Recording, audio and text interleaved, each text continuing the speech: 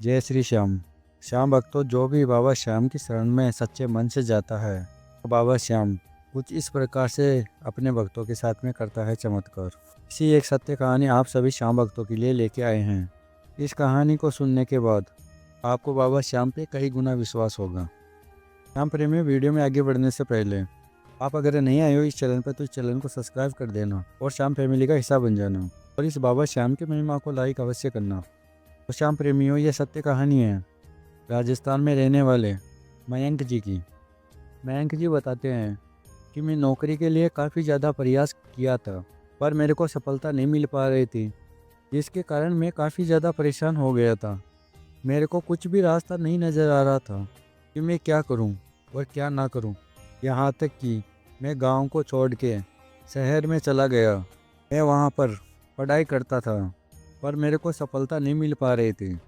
आगे मयंक जी बताते हैं, मेरे परिवार की स्थिति पैसों के कारण कमज़ोर है, जिसके कारण मेरे को काफ़ी दिक्कतों का सामना करना पड़ता था। पढ़ाई का खर्चा, कोचिंग का खर्चा और मकान का खर्चा, जिसके कारण मैं बहुत परेशान रहने लगा और मेरी नौकरी भी नहीं लग पा रही थी। फिर एक बार मेरे पास में कॉल आता है मेरे दोस्त का। मेरा दोस्त बताता है कि मेरे पास में ये कंपनी है, तुम वहाँ पर आकर इंटरव्यू दे दो। और जो मेरा दोस्त था वह दूसरे शहर में रहता था और अब मैं बहुत खुश हुआ ये बात सुनकर। तो अब मेरे को दूसरे शहर में जाने के लिए पैसे नहीं थे, क्योंकि मेरे परिवार की स्थिति पैसों के कारण ख़राब ही थी और बहुत ज़्यादा कर्ज हो गया था मेरे ऊपर। मैं अपने दोस्तों से भी पैसे उधार ले लिया था और उसको भी नहीं चुका पा रहा था। मैं सोचने लग गया कि मैं क्या करूं, मैं दूसरे शहर कैसे जाऊं इंटरव्यू देने के लिए। मेरे मन में ख्याल आया कि मैं एक बार अपने सूटकेस में देखता हूँ। मैंने सूटकेस में देखा तो उसके अंदर मेरे को 100 रुपये मिले, पर मेरे लिए ये पैसे कम थे दूसरे शहर में जाने के लिए। फिर मेरे मन में ख्याल आया, इस पैसों से जिस जगह पे पहुँचूँ उधर तक तो चला जाता हूँ, आगे देख लूँगा किसी से लिफ्ट मांग के फिर चला जाऊँगा शहर। अगले ही दिन तैयार होकर घर से चला गया। मेरे पास सिर्फ 100 रुपये ही थे। फिर मैं बस स्टैंड पे पहुंचा। बस स्टेशन पे मैं देख रहा था कि कोई मेरी हेल्प कर दे, पर 1 डेढ़ घंटा हो चुका था, पर किसी ने भी मेरी हेल्प नहीं की। फिर आगे मयंक जी बताते हैं कि मैं बहुत परेशान हो चुका था। अब मेरे मन में यही ख्याल आ रहा था कि मैं घर पे ही चले जाऊं वापस। फिर मैं घर पे जाने के लिए चलने लगा। तब मैंने देखा पास ही में एक मंदिर पड़ता है। तब मैंने उस मंदिर में जाने के लिए सोचा, क्या पता मेरी भगवान मदद कर दे, मेरे को मंदिर में जाना चाहिए। फिर मैं मंदिर के अंदर जाकर भगवान के समक्ष पहुंचकर भगवान को बोला कि हे प्रभु, मैंने ऐसा क्या किया है जो मेरे को इतनी परेशानियां आ रही है।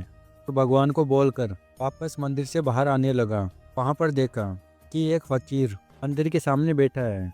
उसके पास एक कटोरा था और उस कटोरे में बहुत सारे पैसे थे। फिर मैंने भगवान को बोला मन ही मन कि हे भगवान, जिसको पैसे की ज़रूरत है उसको आप देते नहीं हो, जिसको ज़रूरत नहीं है उसका कटोरा भर रखा है, क्या आपकी माया है। फिर मैं यही बात सोच रहा था, तब तक उस फकीर की नज़र मेरे पे पड़ी और उसने मेरे को बोला, बेटा तुम इतना परेशान क्यों नज़र आ रहे हो, क्या परेशानी है तुम मेरे को बोलो। फिर मैंने अपनी परेशानी उस बाबा को बताई। तब उस बाबा ने कहा कि बेटा, तुम मेरे से अभी मदद ले जाओ और जब तुम्हारे पास में आ जाए पैसे तुम मुझको वापस दे देना। तब मैंने उनकी बात मान ली। फिर बाबा पैसे गिनता है। तब उस कटोरे के अंदर 500 रुपये होते हैं। फिर मैंने कहा, बाबा मेरा 500 से काम चल जाएगा, शहर जाना और वापस आना इससे मेरा हो जाएगा। फिर आगे मयंक जी बताते हैं कि मैं बस पकड़कर मैं शहर में चला गया। फिर वहाँ पर कंपनी में पहुँचा। फिर वहाँ पर मेरा इंटरव्यू हुआ। फिर प्रभु की कृपा से मेरा वहाँ पर सिलेक्शन हो जाता है। फिर मेरे मन में ख्याल आ रहा था कि मैं उस बाबा को बहुत धन्यवाद कहूँगा कि आज मेरा सिलेक्शन हुआ है, वह बाबा की ही कृपा है। वो मेरे को पैसे दिए हैं, इसलिए मेरा आज सिलेक्शन हुआ है। मैं उनको वहाँ पर जाकर बहुत धन्यवाद कहूँगा। फिर मैं बस पकड़कर वापस आया।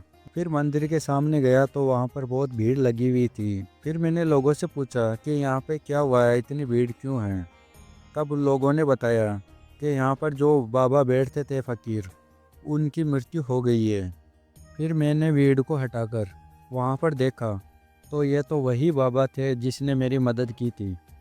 फिर वहाँ पर एक व्यक्ति बोल रहा था कि शायद इस बाबा ने आज दवाई नहीं खाई है, इसकी वजह से इनकी मृत्यु हो गई है। शायद इनको भिक्षा में पैसे नहीं मिले हैं आज।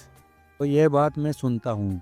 फिर मैं काफ़ी ज़्यादा परेशान हो चुका था और भगवान जी को बोल रहा था कि हे भगवान जी, आपने क्या लीला रची है।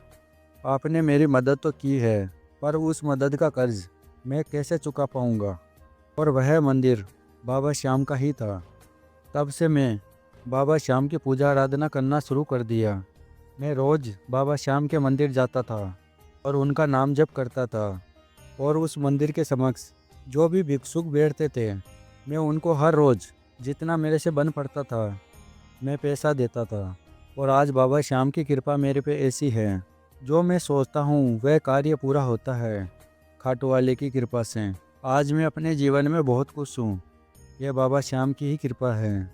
तो श्याम प्रेमियों, आज हमने सुनाया मयंक जी की सत्य कहानी। यदि बाबा श्याम की महिमा आपको पसंद आई है तो इसको लाइक कर देना। अगर आप नए आए हो इस चैनल पे तो इस चैनल को सब्सक्राइब कर देना और इस श्याम महिमा को और भी श्याम भक्तों के साथ में शेयर करना, ताकि उनका भी विश्वास बाबा श्याम के ऊपर कई गुना हो। मिलते हैं अगली वीडियो में। जय श्री श्याम।